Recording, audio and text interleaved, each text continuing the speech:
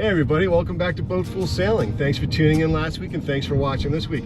Canadian Ken and I are in the car again and we're heading to Thomaston, Maine to check out an amazing boat that's being rebuilt from stem to stern, originally built in 1925, and we're meeting with the owners, Aaron and Josh. Now, this boat is not for sale.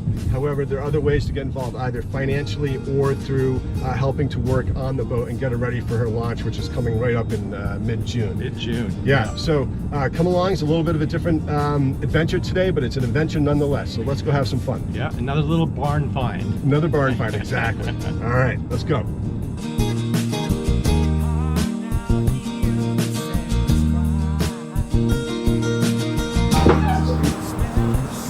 Hey, Ken. Hello. Welcome to the boat shed. What do you call this place? Yeah, the boat barn. The boat barn. The barn. The barn. The Hindu barn. The Hindu barn. So we have made it here with Aaron at the Hindu barn to learn about the Hindu. And that is the boat you see behind us here. And Aaron has been working on this for 4 years? Yes, 4 years. We had a maritime incident in 2020 that necessitated this incredible rebuild, which was only going to be about a third of the scope until we got into the boat and realized it was not worth it to do a third of the work when it all needed to be done. So when you say a maritime incident, what was that exactly? Was it a grounding? It was, they call it an elision. Everyone is like, you spelled that wrong, but it's actually a word. It's elision, it's not a collision, where you've hit an object that is not under its own control, I guess. I think that's the technical Like a way miscellaneous floating object? So it was a submerged, sabotaged vessel that we hit in the Long Island Sound at 3 o'clock in the morning, July 10th, 2020. Wow. Yeah. And so did that put a hole in the boat? Were you sinking? Was it a distress situation, or was it just damage that was catastrophic? I was at the helm, and it's your fault. It is my fault, but I will say I hit it perfectly. So we hit the boat right on the stem. Oh, wow. And it knocked the stem here out of alignment, and you can see how all these planks connect into the stem. Mm-hmm. So it spider webbed all of these cracks and openings through the planking of the boat. We started a little river that came through the bow of the boat, and we watched things move around above the keel stack. It was quite frightening. Wow. But we made it to Provincetown that night and got lifted out with cranes so that we could see the full extent of the damage. Had an inspector come, and surprise, surprise, they said this is not a boat that's suitable for the public to ride on anymore. Okay. Josh had some ties up here in Maine. We knew there were shipwrights and materials to be had, so we hightailed it up here and started looking at boat yards, and eventually Ended up here. Yeah. So to back up for our viewers, the Hindu is sort of steeped in history. She was built in 1925. Correct. Right down in Boothbay Harbor. Exactly. East Boothbay. East Boothbay. Yeah, at Hodgdon. Yeah. Yes. So tell us a little bit about the history of this boat, because it's kind of fascinating. Yeah. Not kind of, it is fascinating. So it was designed by William Hand Jr., who is known for his auxiliary sailing vessels, including the Bowdoin, the Ladona, the Zodiac. Oh, wow. So this is actually one of 5 William Hand schooners that's still sailing. Okay. They're incredibly sea-kindly boats, is why they've kind of lasted this long. They were originally built for a 30 to 50-year lifespan, and here we are coming up on 100. Yep. Obviously, some work has happened to make that happen. Yeah. But designed for a family in New York City.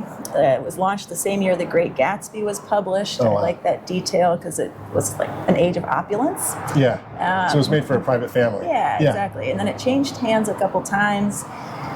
It went to India to pick up spices, which it was its first commercial use, and it kind of never went back to being a recreational vessel. Okay. It was commandeered for the Coast Guard, for the Hooligan Navy, which was a task force, the first task force between the Navy and the Coast Guard. World War II. Yes, so they patrolled the eastern seaboard. No way. There's lots of log of the Hindu doing that, patrolling for U-boats. After that... Did she sink any? No. That would have been cool. I know, but so basically these boats They did have depth chargers lining their hull. They had machine guns mounted on the deck, and they were painted battleship gray. It sounds like the most miserable thing you could possibly do on board a boat. They were out in the Atlantic all year round, just parading around their own quadrants, calling in a bomber if there was a sighting of a U-boat. Yeah, exactly. That's amazing. Yeah. And then how did she come to be in your possession? Yeah, so after the war, Captain Avalar, who had been in the Hooligan Navy, purchased her, brought her to Provincetown, started doing day sails, which she was able to do because of the bulkheads the Coast Guard had installed.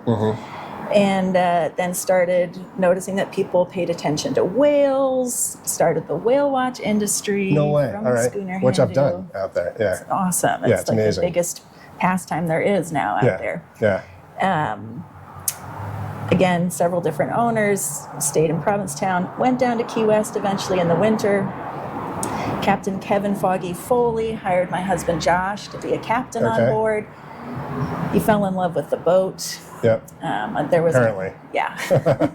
Unfortunate incident of a bad business partner that ended with the boat being repossessed by the bank. Okay. And at that point, Josh, his dad, and his then wife decided that this was not a boat that they could let sink at the dock, which it was. Yeah. So they purchased the boat, and that was 13 years ago. Okay. Ish, 2011. Yeah. And here we are. That's amazing. So the boat's going under complete restoration. Yeah. And preservation. Yes. And exotic woods from all over the world. Yes. And it's been a 4-year process, and you're hoping to launch June 15th. June 15th, Yeah. okay. And be in service in Provincetown this summer with her in service. That's amazing. So if you're not in the market to buy a boat, but you want to be in the position to help build a boat and finalize a restoration and help get this boat floating again, this would be an opportunity to be a part of something really, really amazing. Yes, please. And we'll talk more about that later. But let's look at the boat a little bit. And the first thing that catches my eye is, and I'm in technical terms, I'm a Luddite with wood shipbuilding. But this is amazing. The different colors of the woods, and this purple one struck me. What is that? Is that? Yeah. So this is freshly mowed or oxidized Purple Heart. Okay. This is also Purple Heart. It appears a little more red here, but that's just because it hasn't been getting as much oxygen.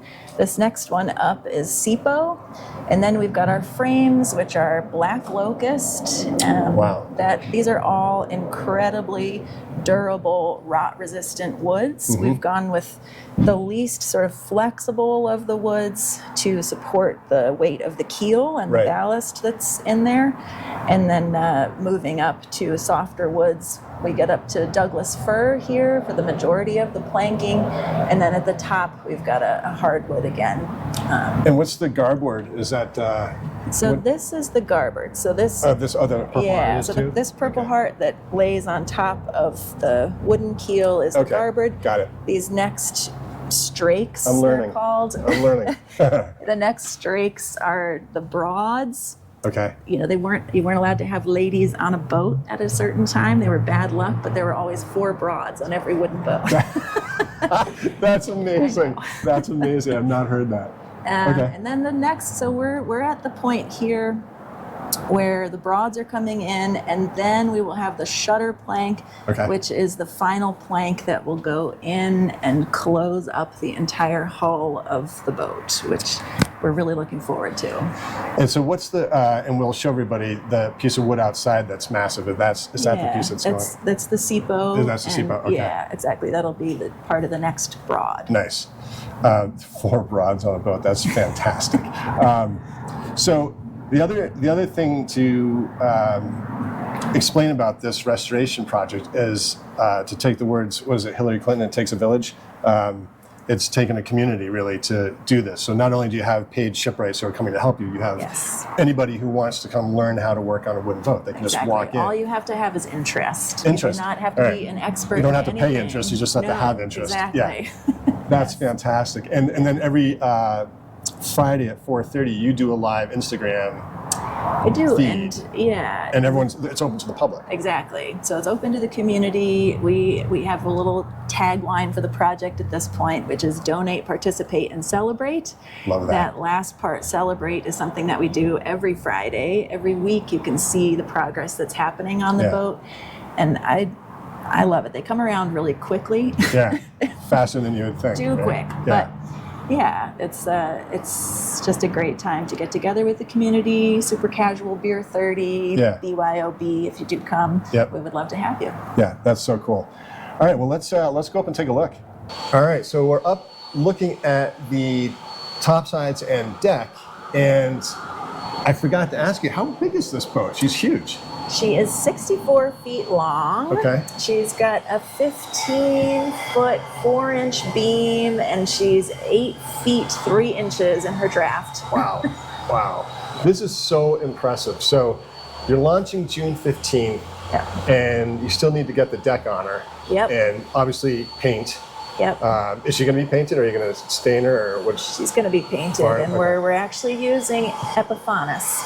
So we're gonna put to end the argument of how you pronounce Epiphanes or Epiphanes, and you had some good folks here last night, actually, for your Friday night open house from Epiphanes. Epiphanes. So Epiphanes is based here in Thomaston. That's their headquarters for distribution.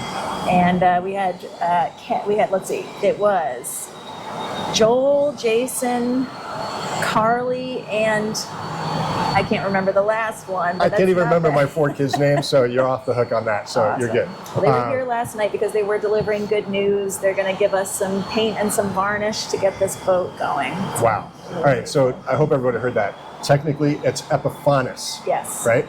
And what's the origin of that, it's, if you don't know this? From the Greek for epiphany, Epiphanes. It's and they will accept it if you say Epiphanes. You're not going to be cast out of town. But, they might laugh at you behind your back. Well, we might. Yeah, we might. But now that we know. And if you use the product, you'll know why it stems from the word epiphany, because it is brilliant stuff. I love using it. So for all my bright work. Oh wow, that's quieter. It does help the brain, doesn't it? So, how many people at any given time are working on this boat with you? We have about 6 full-time shipwrights. The team this year goes from 4 to 6, I would say. And in the past, it's taken us 4 years because we couldn't always afford to keep that many shipwrights going. But we have one shipwright who's been with us since the very beginning, Simon Larson. Can't say enough about the work that he's done. He just, in fact, finished fairing the deck.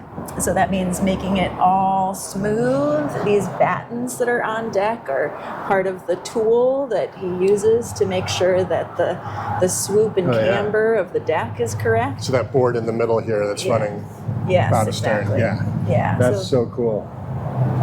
Yeah, and we've got the Purple Heart up at the bow there for the Samson post. We've got some black locust frames up front, and the rest are laminated mahogany until you get to the stern of the boat, which is also black locust. We've got our mast partners and lodging knees, which you can see here are all finished. Right? Exactly, and those are Hackmatack.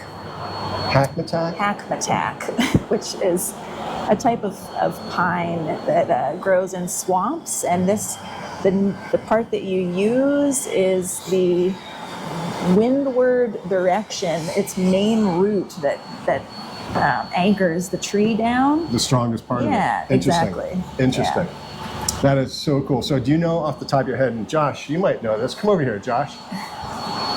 You're the husband of Erin and the captain of this vessel? Actually, she's the captain of this vessel. I was the captain of this vessel. I'm going to put this down just a little lower. Here, I'm going to unzip you. You're just getting manhandled. Right, there you go. I'm used to it. The boat does it. It'll pick you up too if you're standing. So Erin's going to be a captain of this vessel, and you're the master shipwright on this project then, or? I'm more the project manager on this project. The first time around, that was my job, and I ended up having to throw all the stuff that I had built on the boat into the fire Okay. and Not start because over. It was bad quality though, just because. Yeah, well, we knew that when we were repairing it, that we were repairing it with a hog, and so you can't, once, like, the shape of a boat is, in my opinion, the most important part of the boat is its Couldn't agree structure more. and shape. Yeah. And the back of the boat was about 12 inches lower, and the front of the boat was about 13 inches lower, and so I replaced every plank from the mainmast to the back of the boat and built a new transom and did a bunch of other structural things, including building a new foremast and a bunch of other things to the boat. But besides the masts, everything else had to go because it was built to this basically like a frowny shape, and and you couldn't make the boards longer, and Right. so they had to go. Right. I'm just curious because there's so many exotic woods. How many different woods are there? No one's ever kept count. My dad used to say there was a rule of 3. You weren't supposed to have more than 3 woods in a boat. And Just because of the different drain and absorption of water and moisture. And well, I think it was just kind of like it was just an old like Rule of thumb. Yeah. And like 4 broads on the boat. yeah, exactly. Can only go a couple of different ways. But the wood right now we're running through. God, how many different woods are on the boat? There's at least 6 that I can think of, and there might even be more. It's So stinking. Angelique, Sipo, Douglas Fir, Purple Heart, Green Heart, Hackmatack. Hackmatack. Cedar. No cedar. Douglas Fir. That's Did I say that? 7. Yeah, I got it right. 7. That's pretty close. Yeah. All right, that's I feel good. like we might be missing 1 or 2. Yeah, we might still be missing. Mahogany. Mahogany. Well, Yeah. the Sipo is the mahogany. And teak. So you've already. Oh yeah, teak. You All right, didn't so- count the teak, so there's 8. 8. Okay. Yeah. All right, So I've that's a lot. broken the rule Just by about. almost 3. Yeah. So, Well, for shame. yeah. So how many passengers will you typically carry? Well, it was I was actually what I was going through back there, the original COI and then the updated COI in the 90s when it was owned by John Bennett and the stability letter then. And then Foggy did a stability letter when he rebuilt the boat in 2005, which is there as well. And every one of them had 49, which is like the magic number. Because if you go over 49, then your fire suppression has to change, your routes have to change. Like there's a bunch of Coast Guard regs above Sure. that. But that's kind of your sweet spot, because if you're doing charters, that's a small wedding, that's like a real like funeral. It just allows you on privates to be able to capitalize with people that know each other. 50 Sure. people on a boat this size is totally doable. Yeah. But what happened was when we got the boat in 2011, there was that catastrophe in, I think, Lake George, where the boat tipped over. Yep. And they just immediately, to be safer, changed the average weight of an American. So they did this hit to everybody in the industry of going from 155 pounds to 185 pounds with a short break for like a month and a half. That was 165, and then they just bumped it to Sad commentary. 185. So the same year that they added the soda tax? Yeah, probably. Sad commentary on the United States population. Yeah. And so what happened for us is there was a couple of ways you could go about it with your stability letter. There was this like simplified, real quick thing where you just did that math, and then you reduced your passenger count by that math. And so we lost 11 passengers, which was huge for the boat's like earning potential. But let's just be clear for our viewer. When you say lost, you didn't actually lose any passengers on your sailing. You couldn't carry an additional 11 passengers. Walk the plank. Rip up his ticket. No, so we basically 40-ish is the short answer. 40. Right. 40 is passengers. That's a lot. That's a Yeah. lot. That's a lot. That's a lot. Yeah. we went from 49 to 38. Yeah. And okay. and so then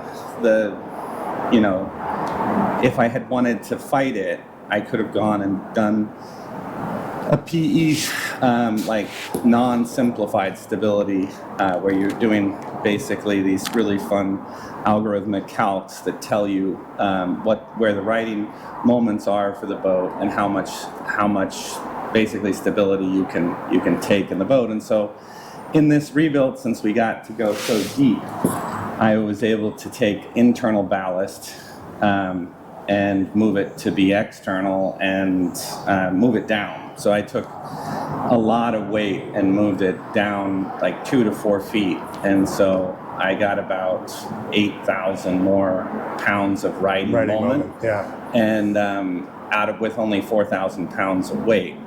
And so by doing that, the boat will still be trimmed right. And then we went back to her original scantlings, because like you can see here, these are pretty heavy scantlings. Yep. And the rebuild that happened in 2005 to 7, they went down from this scantling size, which is 3-inch double sawn frames, to 1 7/8. So the difference in weight throughout the boat I had to calculate, and then because we had 16,000 pounds of lead in the boat for trim ballast, I was able to basically get rid of the difference in weight and still increase the stability of the boat by over 8,000 pounds by doing a couple of different things, but mostly moving weight down and lightening the deck and doing some other things to keep physics on our side. Yeah, so boys and girls at home, if you're taking math and physics class, you will use this stuff after college if you're in the boat building industry. I was going to say, what do you think? How do you think it will sail differently based on that adjustment? It will have a couple of different things. So there'll be more density of vessel away from the centers. And so in modern race boats, they throw everything that's dense right in the middle of the boat so it can pivot around it really easily, and it doesn't retard that movement. If you keep putting weight and heavy structure further and further from the center of mass, it's like when you spin a top and you try to knock it over, it resists movement, and so it'll sail and run through seas better than a modern boat, because it'll just wants to carry on its course, and it'll go, a wood boat is just really nice and sea kind because they go through the wave, and it's not like you get this jerking motion because it's got so much mass away from the center of mass. Well, we're going to come down to Provincetown and have you prove that to us by taking us out on the boat. There you go. Look forward to it. So no sharp turns. No sharp turns. Graceful turns. Yeah, graceful. But this thing will tack in a breath of wind. It's crazy. It sails. It's always sailed incredibly well. We changed the rudder a little bit and the aperture a little bit back about 8 years ago, because in less than 8 knots of wind, it wouldn't come through stations without starting the motor or doing severe backwinding. But when we closed up the aperture and it just got a lot slipperier and we were able to come through in 4 or 5 knots of wind, we can tack, short tack through a mooring field. That's impressive. Under full sail, how fast do you think she'll go? The fastest I've had her before, when she was, the harder you pushed her, the more she would leak. I was in the Chesapeake Bay schooner race, and we had full sail set, which means jackyard, topsail, fishermen, and everything, all the lowers, and it was 30 some knots of wind, and we were running, and we were holding 11. Wow. And that was a scary moment for me. That's a freight train. Yeah, there was a rooster tail, and it looked like you were a big power boat. Yeah. It just was roaring down. I mean, we beat the schooner Virginia for 100 miles down the Chesapeake, which, it just shows you that she can do it if you really want to push her. And then she really shouldn't have. And now, I don't like to jinx Josh things. is already looking forward to racing in the Chesapeake Bay schooner racing. There you go. And then bring it back up for the Camden Classics next summer. All right, so here we are at the transom, looking at the beautifully recently varnished but not yet finished transom. Correct. So we've got 3 coats of Epifanis on there now. We're going for 10 before we put the gold leaf into the name. What people don't often do is carve in the hailing port, but we have gone ahead and carved in Provincetown. Nice. Because Provincetown has been the home of the schooner Hindu since 1946. We got a grant from Provincetown for the historic preservation of this vessel. That's so cool. Yeah. So and she will always be from Provincetown, Yeah. basically, because Yes. unless you fill that in, and no one in their right mind Exactly, would do that. exactly. So you'll do gold inlay, and Yep. we didn't talk about this at the top of the show, but Hindu, is this because of her running spices from India? Exactly. Yeah. So she was launched as the Princess Pat, which Canada Ken loves. That's a fact. Canadian? Canadian Ken. But then she was SAILBOAT. She was the Anna Lee Ames. She went through a couple different names. Je ne sais pas, right? Je ne sais pas, exactly. SAILBOAT. And yeah, got the name Hindu, doing a spice trade with India. And I'm going to do air quotes on spices because we just don't. Yes. We don't know which. Okay. So it could have been illicit stuff. It could have Who been. knows? It could have been. This is such a cool perspective I of love a the boat, saying. and the Yeah. being able to see the sheer, and it's just it's captivating, and I find that with all boats. I mean, it doesn't matter what it is. I just love looking at boats, but seeing a boat in this state of construction, Yeah. reconstruction, is just Well, and this is really, it is special because we will start putting the deck on over the course of the next couple of weeks, and you won't get to see all of this beautiful deck framing anymore. yeah. And really just seeing the geometry of those lodging knees and the way that the cabins are laid out. Right. I agree. It's just so stinking cool. Yeah. So there's got to be some sort of romance with wooden boats and this effort that you've put into all of this. It's insane. So the promise to the schooner Hindu, what is that exactly? Yeah, that to us, it felt like something that it's a calling, I guess you could say. We're stewards of this vessel. Josh and his dad took on that responsibility when they first purchased the boat in 2011, and it is something that Josh has dedicated himself to the last decade plus, and is culminating here with this. I wasn't a fan of history at all in any way until I started sailing on the schooner Hindu and realized, oh my God, this boat is actually a relic that has not changed. People have been sailing on it since the 1920s. Yeah. And it just brought it alive in this way that nothing else has brought history alive for me. Yeah. And that's it's interesting. it's gotten a deeper and deeper of an appreciation, obviously, since we've gone so deep into restoring it, doing research on the history of it. But sailing itself is obviously something that so many people romanticize, and there are those romantic aspects, your beautiful days out there on the water. There's equal parts misery, but that is the stuff of life, right? Right, exactly. There is a romance to misery. Yeah, it's all part of it. It's all part of as life. well. But Yeah. these boats, they really do have a soul unto themselves. It's imbued with all the people who have sailed on them over the years. The Hindu itself has people who, because it's been working for generations in Provincetown, that come back and they say, my grandparents were proposed to each other on board, see, that's they magical. got married, they brought their kids back, blah, blah, blah. And all of that gets encapsulated in this, wooden object. Well, that speaks to me because there is a romance to sailing, there's a romance to boats, and there's a love affair that occurs. Yeah. And I find and Canadian Ken too, when we look at boats, like we really see that they all have a soul of sorts. Yeah. And the fact that you guys are putting all your blood, sweat, and tears into this, I think is really magical and neat. And it's a dying art, let's be honest. And fewer and fewer wooden boats are plying the seas, and it's great that this one's going to be out there for a while. I just think that's so cool. Yeah. And the other, I will say, just very, very direct romantic story of this boat and this boat rebuild is that when we got this keel delivered, the Purple Heart, which was a 50-foot chunk, Josh got down on one knee and proposed to me on top of the keel. So there is literally our romance story is very much involved with this boat. Well, there you that is amazing. Yeah. That is amazing. Well, Yeah. congratulations. Thank you. That is so sticky. Yeah. Yeah, right, yeah. Yes. That's a miracle. I But that is so cool.